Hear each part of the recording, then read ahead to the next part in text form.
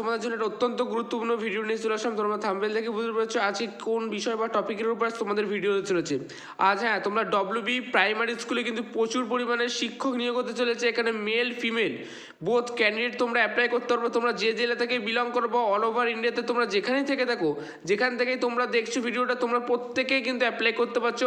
এখানে কী কী ক্রাইটেরিয়া এসেছে একটু দেখে নেওয়া যাক। দ্য টিচার রিকোয়ারমেন্ট 2025 বিরাট বড় notification is an exciting opportunity. এখানে কিন্তু বিএড কিন্তু একটা ডিগ্রি লাগছে, তোমাদের যে ডিগ্রিটা লাগছে কিন্তু বিএড ডিগ্রি থাকলে কিন্তু প্রত্যেকে কিন্তু আবেদন করতে পারছো। ক্লিয়ারলি বোঝা গেল?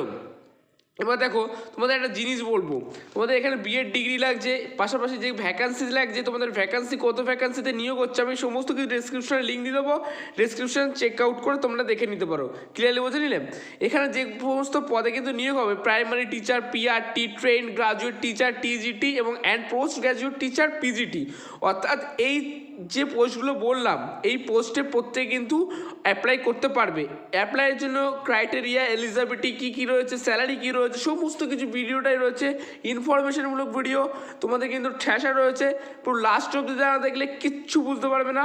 লাস্ট অবধি দেখার অনুরোধ রইল। যারা চ্যানেল নতুন আছে চ্যানেলকে সাবস্ক্রাইব করে অবশ্যই পাশে থাকো, একটা সুন্দর কমেন্ট করো, লাইক করে দিও। তোমাদের আগেই বলে দিলাম বিএড কিন্তু ডিগ্রি কিন্তু এখানে তোমরা কিন্তু প্রত্যেকে কিন্তু বিএড যদি পাস করে থাকো তোমরা কিন্তু প্রত্যেকে কিন্তু এখানে আবেদন করতে পারছো। ক্লিয়ারলি বোঝা গেল? এবার তোমাদের নেক্সটে আলোচনা করবো সেটা একটা অত্যন্ত গুরুত্বপূর্ণ বিষয় বা topic.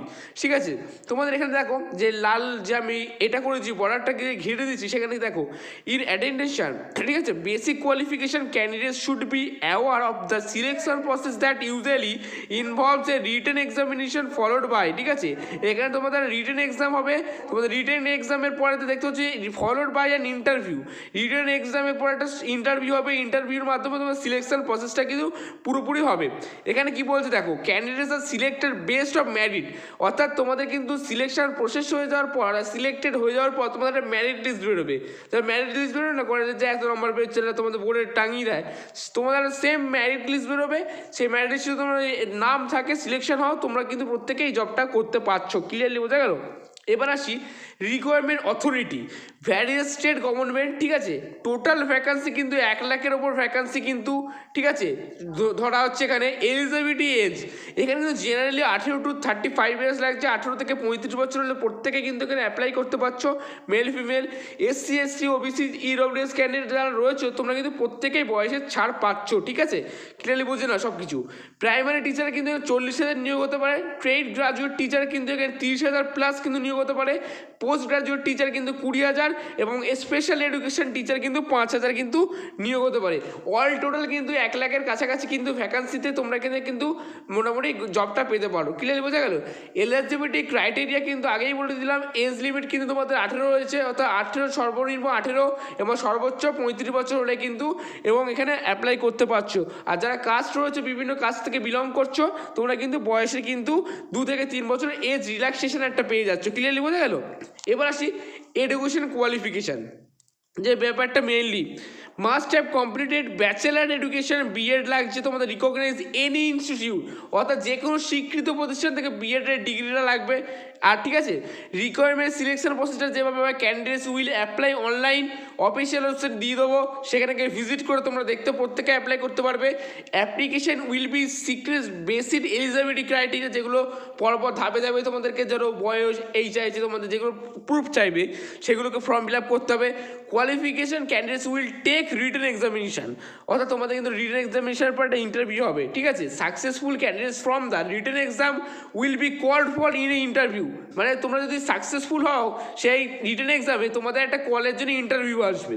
Final selection will be best performance in both of written exam and interview. Clear বোঝা গেল? অ্যাপ্লিকেশন ফিস কিন্তু এখানে তোমাদের কিন্তু application fees various state by the typical ranges 500 থেকে 1000 টাকা। Fee wave may apply receipt categories, অর্থাৎ তোমরা যদি এখানে প্রত্যেকে অ্যাপ্লাই করো, তোমরা চান্সও না পাও, তোমরা টাকাটা কিন্তু পরবর্তীকালে রিফান্ড হওয়ার একটা সুযোগ রয়েছে, তোমরা কিন্তু ব্যাক পেয়ে যাবে টাকাটা। ক্লিয়ারলি বোঝা গেল?